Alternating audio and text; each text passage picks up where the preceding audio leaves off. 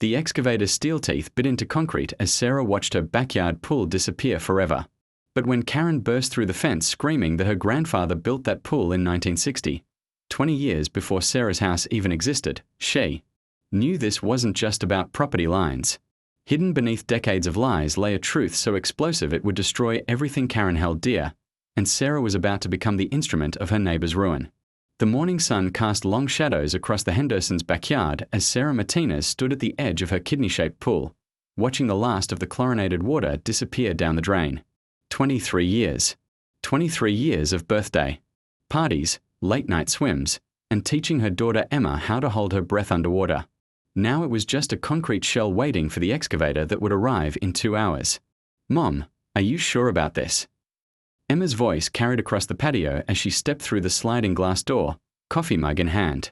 At 25, she still moved through the house like she owned it, which she had until last month when Sarah finally convinced her to move into her own apartment downtown.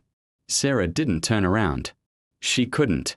If she looked at Emma's face, saw that mix of understanding and loss she knew would be there, she might change her mind. And she couldn't afford to change her mind. Not with the divorce settlement bleeding her dry and the property taxes climbing every year. "The pool's too expensive to maintain," Sarah said, her voice steadier than she felt. "And I'm not getting any younger. Last thing I need is to slip and crack my head open with no one around to find me." Emma joined her at the pool's edge, bare, feet silent on the warm concrete. "Remember when Dad used to do those ridiculous cannonballs? Nearly emptied the whole thing every time."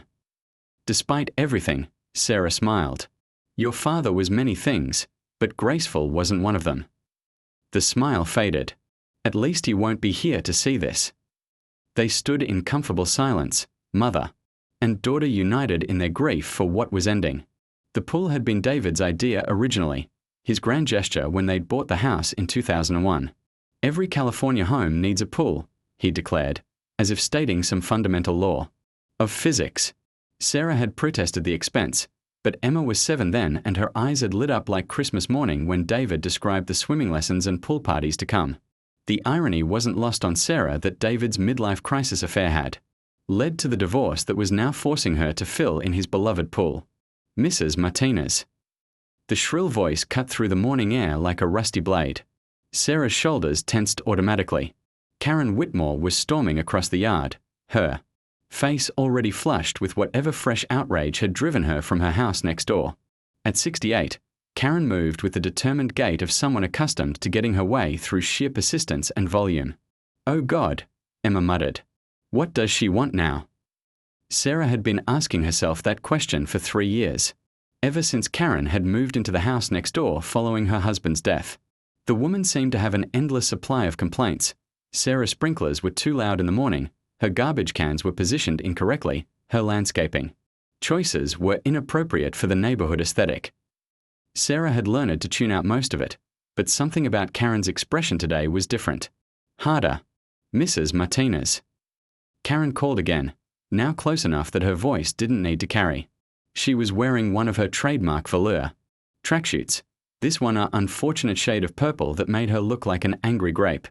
"I need to speak with you immediately." "Good morning, Karen," Sarah said, proud of how level her voice remained. "What can I do for you?" Karen's eyes swept over the empty pool, and her face underwent a remarkable transformation. The usual expression of vague annoyance was replaced by something approaching horror. What have you done?" "I'm having the pool removed. The excavator should be here around 11. "Removed?" Karen's voice climbed an octave. "You can't remove that pool." Emma stepped closer to her mother. "Actually, she can. It's her property." Karen's gaze snapped to Emma with laser focus. "Don't you dare speak to me in that tone, young lady. I was living in this neighborhood when you were still in diapers." "You moved here 3 years ago," Emma replied flatly. "I moved back here 3 years ago," Karen corrected, her voice taking on the lecturing tone Sarah had learned to dread. "I lived in this neighborhood long before either of you existed. And that pool," she jabbed a finger toward the empty concrete shell, "that pool has been there since 1960. Sarah blinked. "I'm sorry, what?" "You heard me. That pool was built in 1960 by my grandfather, Harold Whitmore. This was his property, and that pool was his pride and joy. The statement was so absurd that Sarah actually laughed. Karen, that's impossible. This house was built in 1983. I've seen the permits. The house was built in 1983, Karen agreed, her voice gaining strength as if she were warming to her argument. But the pool was already here. My grandfather built it 23 years before your little track house went up around it. Emma was staring at Karen as if she'd just declared the moon was made of cheese. That doesn't make any sense. Why would someone build a pool in the middle of an empty lot? It wasn't an empty lot, Karen snapped. There was a house here. My grandfather's house. It burned down in 1981, but the pool survived. When they developed this land, they just built around it. Sarah felt a chill run down her spine that had nothing to do with the morning air. Karen, even if that were true, which it isn't, it wouldn't matter. I own this property. I've owned it for 23 years. You own the house and the land, Karen said, her voice dropping to something dangerously close to a growl. But that pool predates your ownership. That pool belongs to my family. That's the most ridiculous thing I've ever heard, Emma said, but Sarah noticed her daughter's voice had lost some of its confidence. Karen must have heard it too, because she smiled for the first time since arriving. It wasn't a pleasant expression. Is it? Have you ever wondered why your pool is positioned so strangely? Why it's not centered in your backyard like every other pool in the neighborhood? Sarah felt her mouth go dry. The pool was positioned oddly, tucked into the back corner of the lot, its kidney shape fitting awkwardly against the property line. She'd always assumed it was a quirk of the landscape or maybe the original owner's design preference. That's because it was built to fit the footprint of my grandfather's backyard, Karen continued, clearly enjoying the effect her words were having. When they put your house in, they had to work around the pool. It was cheaper than removing it. Even if that were true, Sarah said, fighting to keep her voice steady, it wouldn't give you any legal claim to it. Adverse possession doesn't work backwards. Karen's smile widened. Doesn't it? I've been doing some research, Mrs. Martinez.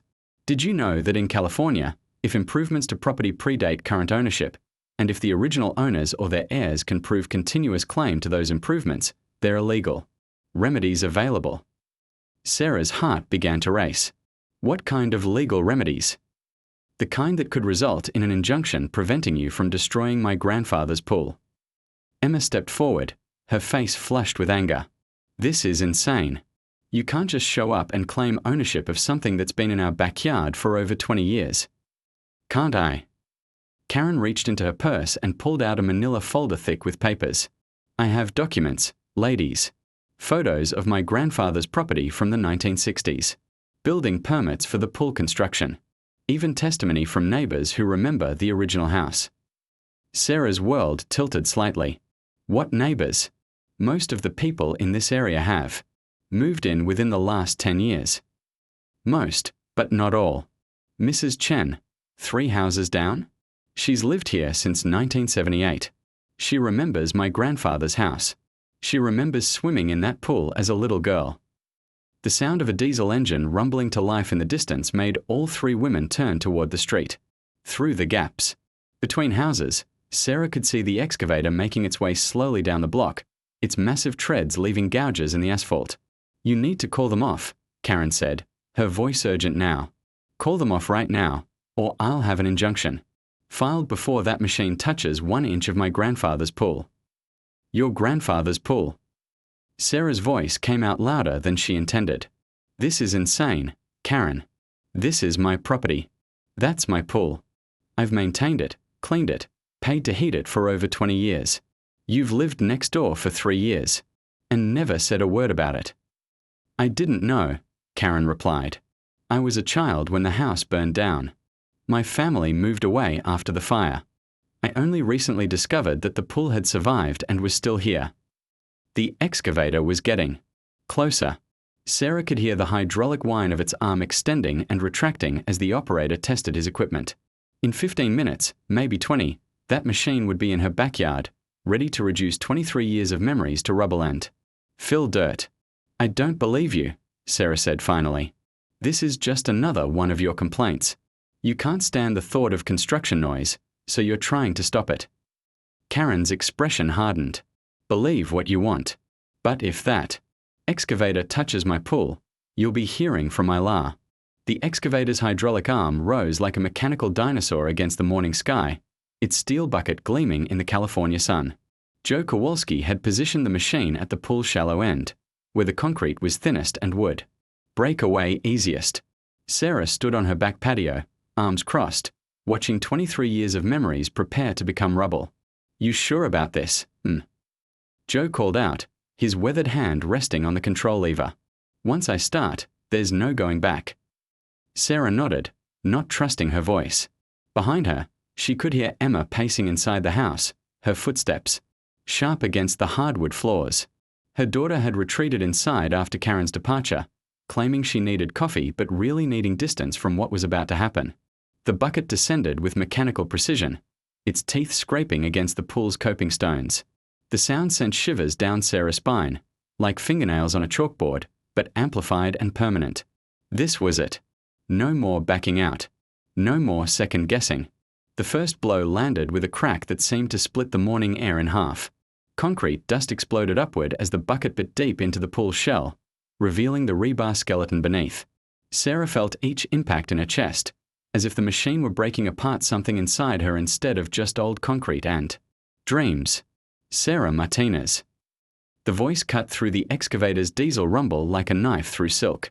Sarah turned to see a man in an expensive suit striding across a backyard, briefcase in one hand, papers in the other. He was young, maybe 35, with the kind of aggressive confidence that came from never losing a court case. Behind him, Karen Whitmore followed at a more measured pace, no longer wearing her velour tracksuit. She'd changed into a navy blue dress and pumps, as if she were attending a funeral. Which, Sarah realized with growing dread, she probably was. Mr. Kowalski, the lawyer called out, waving the papers above his head. Stop your equipment immediately. Joe looked from the lawyer to Sarah, his hands still on the controls. Keep going, Sarah said, her voice stronger than she felt. I'm afraid that's not possible, the lawyer said, reaching the patio. Up close, Sarah could see he was even younger than she'd thought, with perfectly styled hair and shoes that probably cost more than her monthly mortgage payment. I'm Richard Pemberton from Pemberton, Hayes and Associates. I represent Ms. Karen Whitmore in this matter. What matter would that be? Sarah asked, though her heart was already sinking. Pemberton smiled the way sharks probably smiled at wounded seals. The matter of the unlawful destruction of the Whitmore family pool. He thrust the papers toward her. Sarah didn't take them. I don't know what Karen told you, Sarah said, but this is my property. That's my pool. I have every right to remove it. Actually, you don't. Pemberton's voice carried the satisfied tone of someone who'd done this dance many times before. What you have there is a temporary restraining order issued by Judge Patricia Morrison of the Los Angeles County Superior Court. It specifically prohibits any and all destruction, alteration, or removal of the swimming pool structure currently located on your property pending a full hearing on the matter. Sarah felt the ground shift beneath her feet. A restraining order? Based on what? Based on documented evidence that the pool in question predates your ownership of this property and was constructed by the grandfather of my client, Harold Whitmore, in 1960. Pemberton opened his briefcase and pulled out a thick manila folder identical to the one Karen had been carrying earlier. We have building permits, historical photographs, and sworn testimony from multiple witnesses who can verify the pool's true provenance. Joe had shut off the excavator's engine. In the sudden silence, Sarah could hear her own heartbeat thundering in her ears. This is insane. You can't just show up with a piece of paper and stop me from doing what I want with my own property. Actually, I can. Pemberton's smile never wavered. And I just did. Emma burst through the sliding glass door, her face flushed with anger. What the hell is going on out here? Language, young lady, Karen said primly, speaking for the first time since arriving with her legal attack dog. Don't you dare lecture me about language, Emma shot back. You're the one trying to steal our pool. I'm not stealing anything. Karen replied, her voice taking on the wounded tone of someone who'd been gravely misunderstood. I'm simply reclaiming what rightfully belongs to my family. Pemberton cleared his throat. Perhaps we could discuss this in a more civilized manner. Ms. Whitmore has a legitimate claim to this pool based on its historical ownership. She's not asking for monetary damages or seeking to harm anyone. She simply wants to preserve a piece of her family's legacy. Sarah stared at him in disbelief. Preserve it? It's been sitting in my backyard for over 20 years. Where was this family legacy when I was paying to heat it, clean it, and maintain it? My client was unaware of the pool's survival until recently, Pemberton said smoothly. She was a child when the original house was destroyed. It wasn't until she moved back to the neighborhood and began researching her family's history that she discovered this remarkable preservation of her grandfather's work. Remarkable preservation, Emma repeated flatly. Is that what we are calling it? Joe Kowalski climbed down from his excavator, hard hat in hand. Mrs. Martinez, I'm real. Sorry about this, but I can't work with a court order in place. Liability issues, you understand. I'll have to pull my equipment until this gets sorted out. Sarah felt panic rising in her throat. How long will that take? Pemberton consulted his watch as if time were just another billable expense. The hearing is scheduled for next Friday. Judge Morrison has a very busy calendar, but she was able to accommodate us due to the urgent nature of the situation. Urgent? Sarah's voice climbed toward hysteria. What's urgent about a pool that's supposedly been here since 1960? The urgent nature of preventing its destruction, Karen said, speaking up again. Once it's gone forever. My grandfather's legacy would be lost. Emma stepped forward, her hands clenched into fists.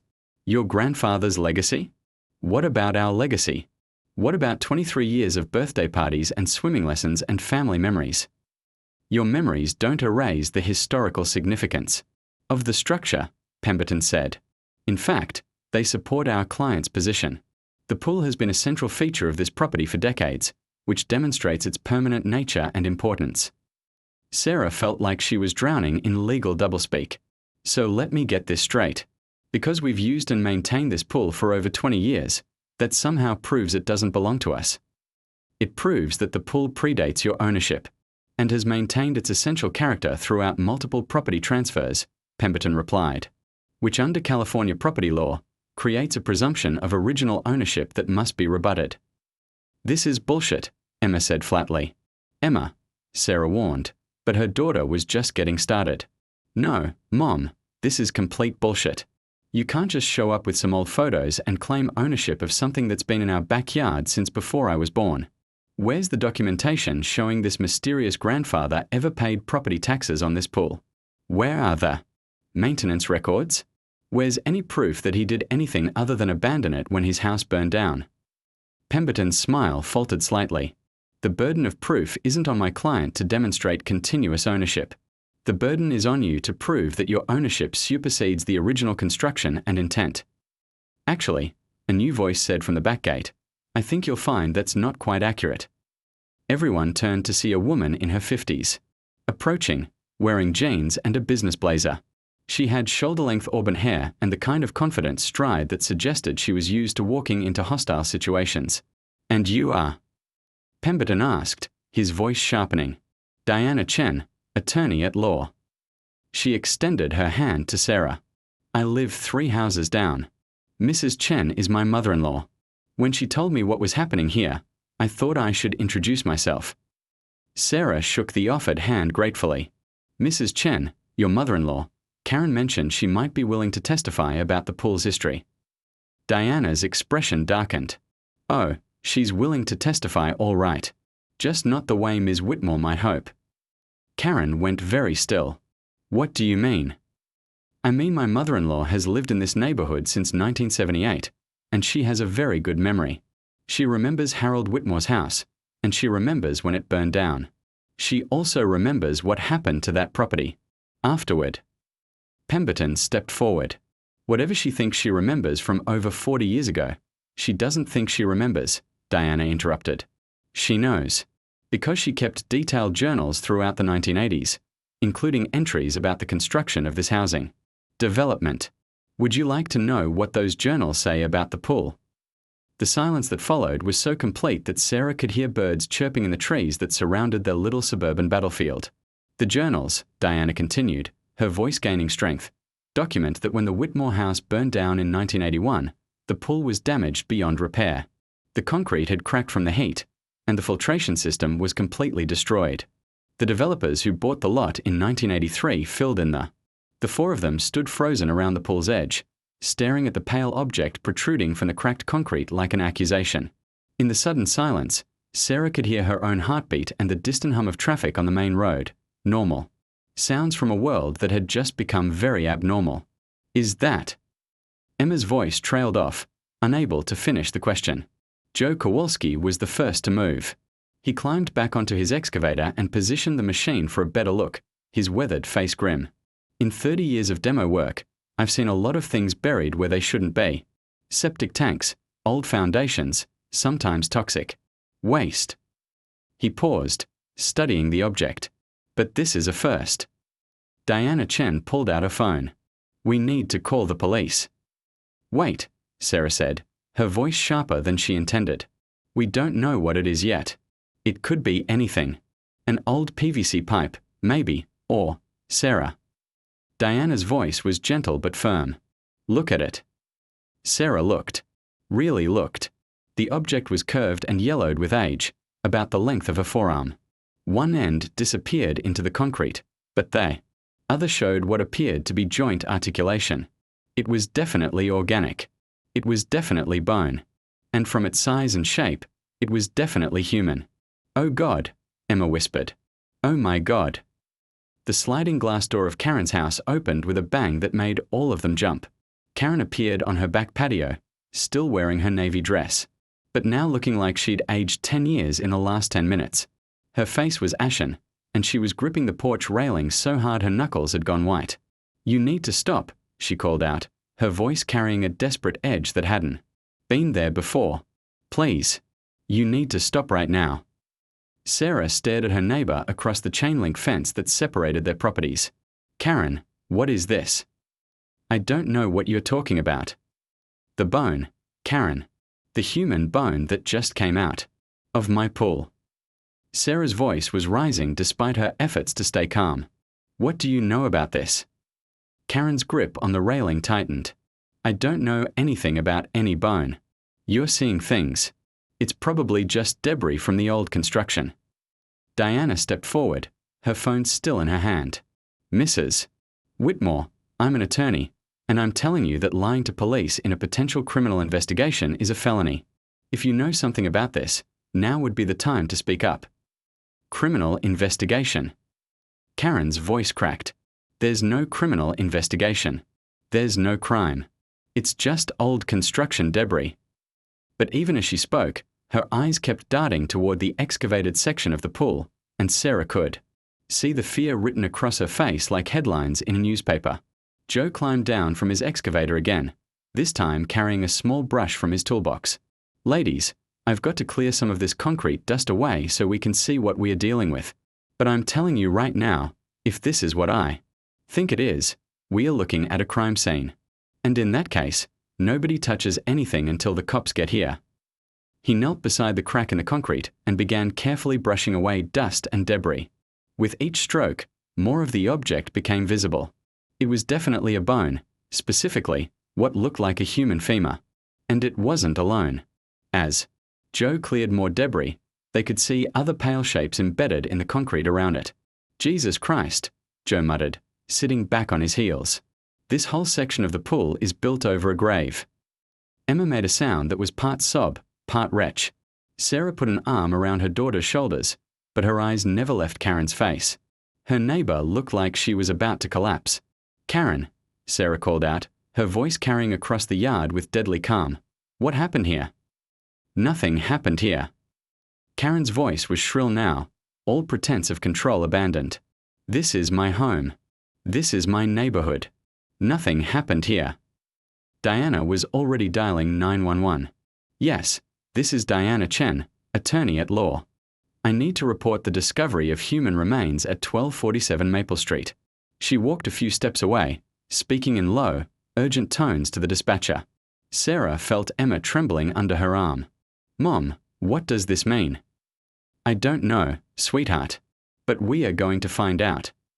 Joe stood up, wiping his hands on his jeans. "Mrs. Martinez, I've got to shut down this job site.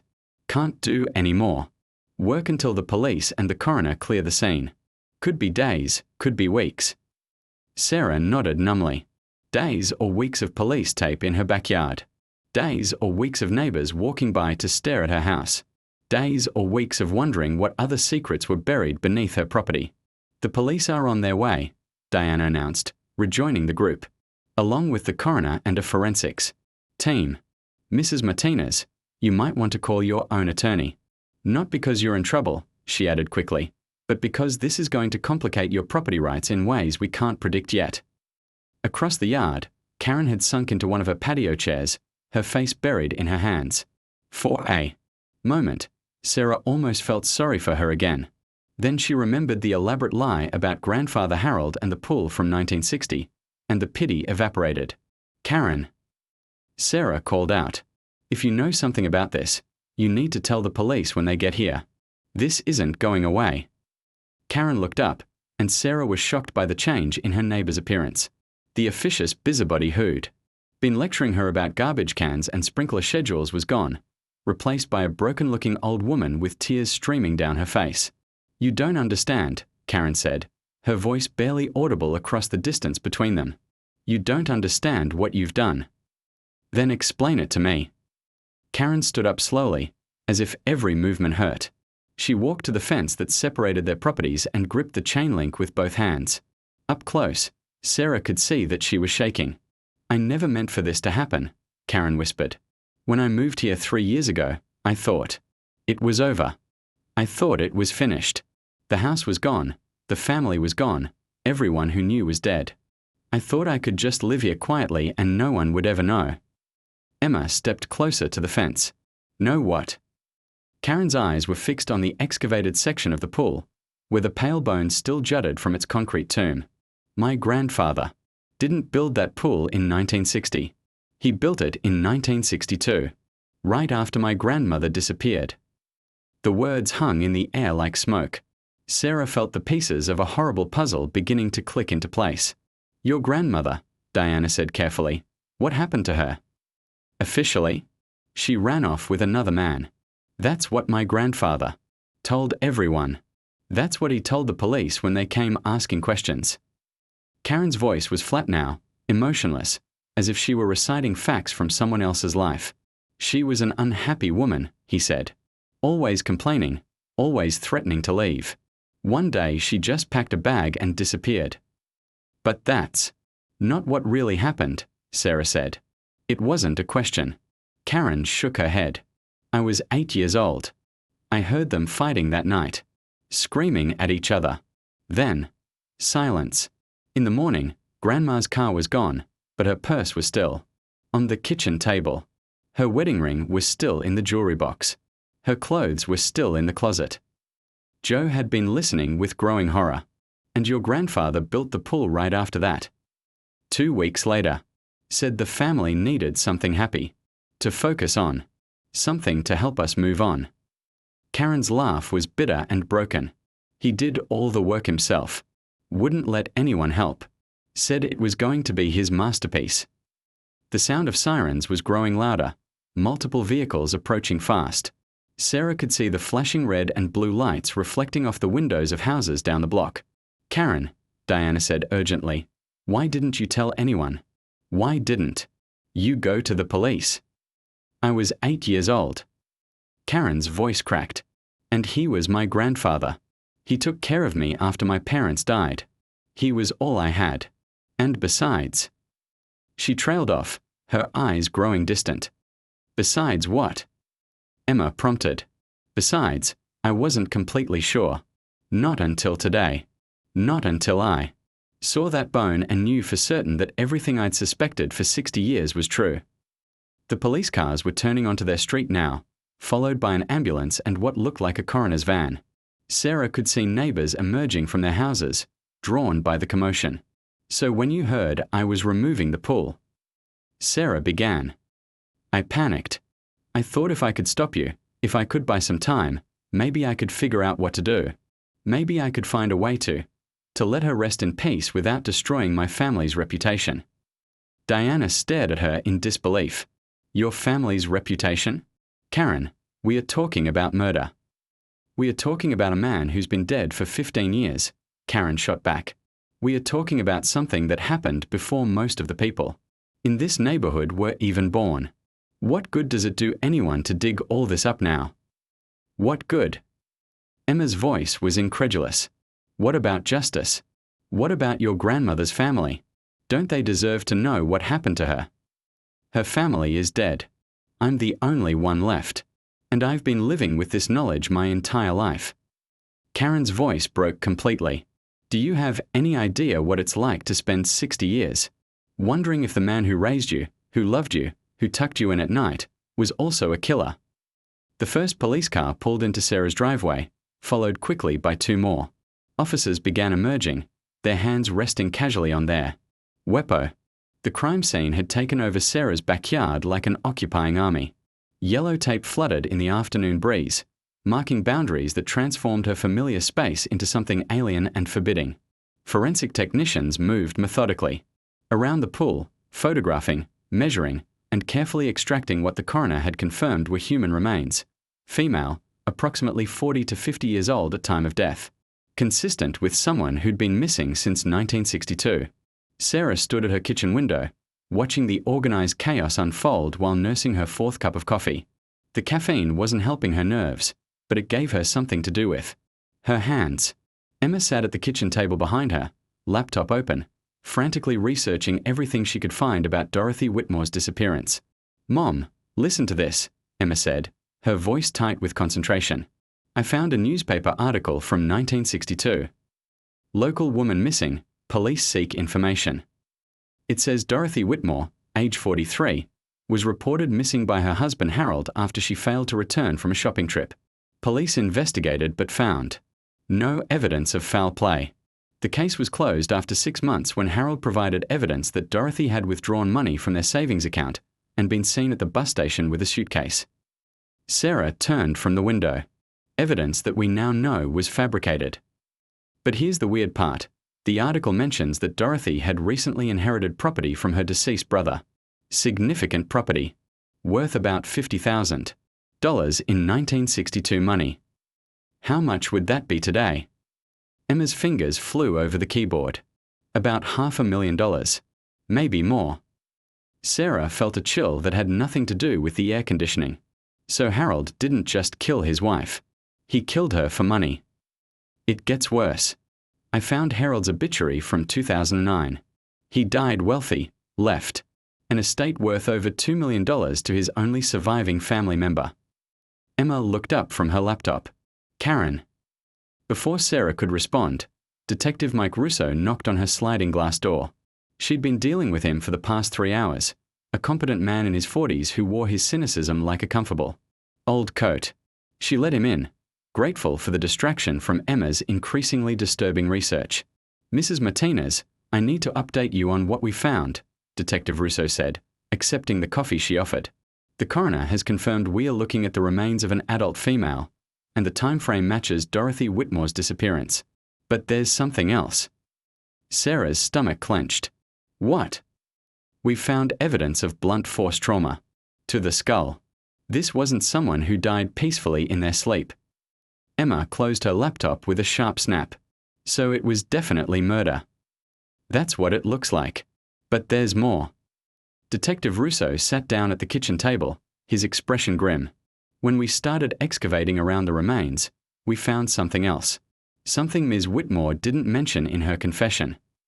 What kind of something? Sarah asked, though she wasn't sure she wanted to know. Another body.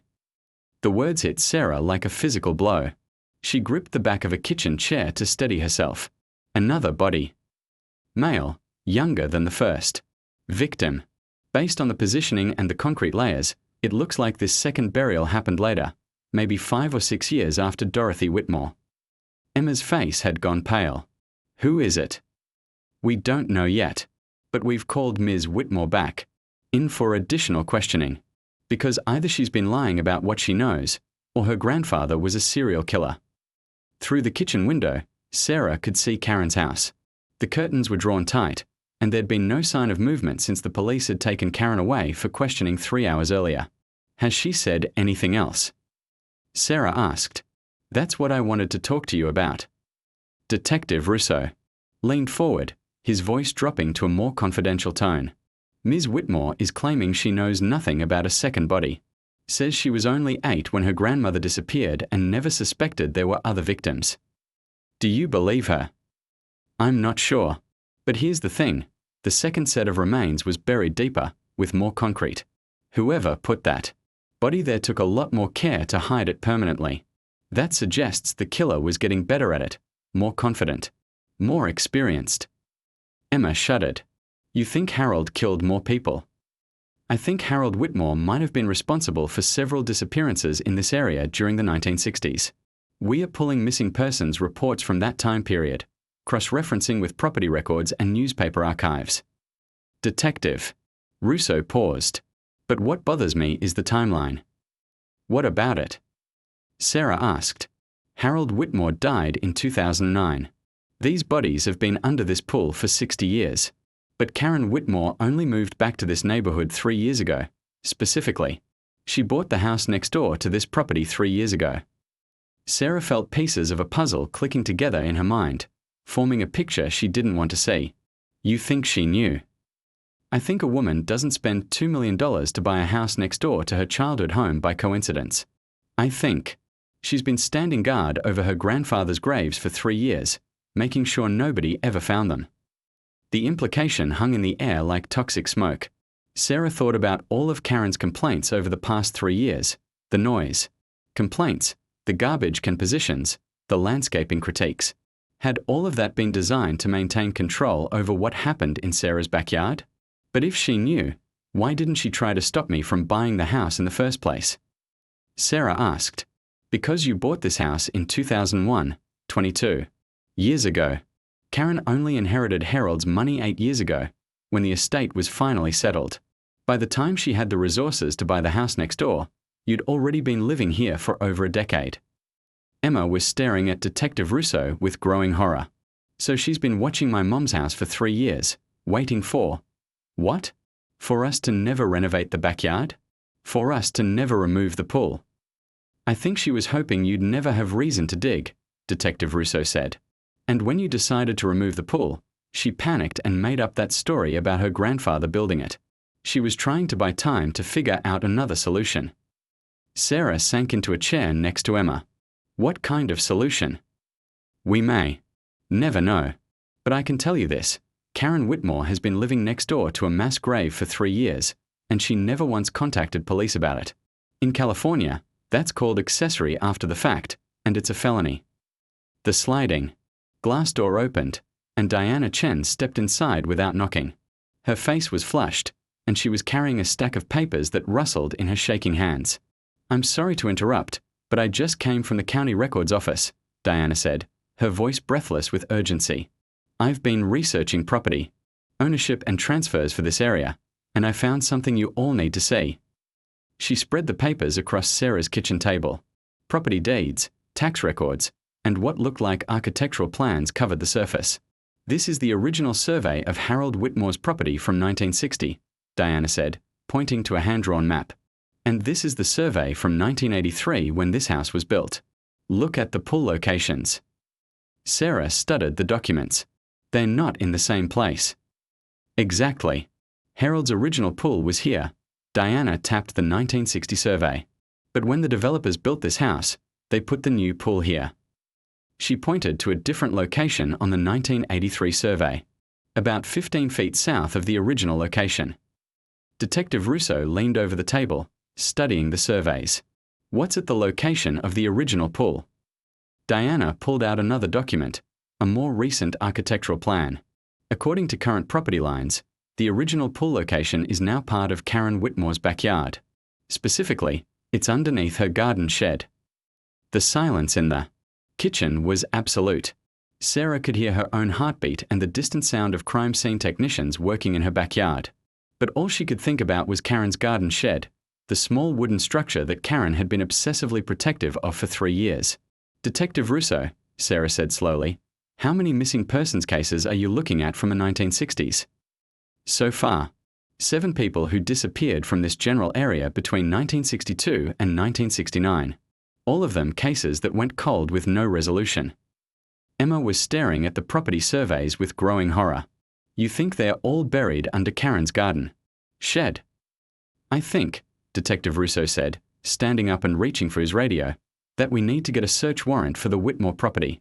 Because if Harold Whitmore was killing people for 7 years, and if Karen has been protecting his burial ground for 3 years, then we are not looking at a single murder case. We are looking at one of the largest serial killer cover-ups in California history. He stepped outside to make his call, leaving Sarah, Emma, and Diana staring at each other across the table covered with evidence of a truth that kept getting darker. Mom, Emma said quietly, what if Karen didn't just know about the bodies? What if she helped put some of them there? Sarah looked through her kitchen window at Karen's house, at the garden shed that had seemed so innocuous for 3 years, and felt the final piece of the puzzle sliding into place.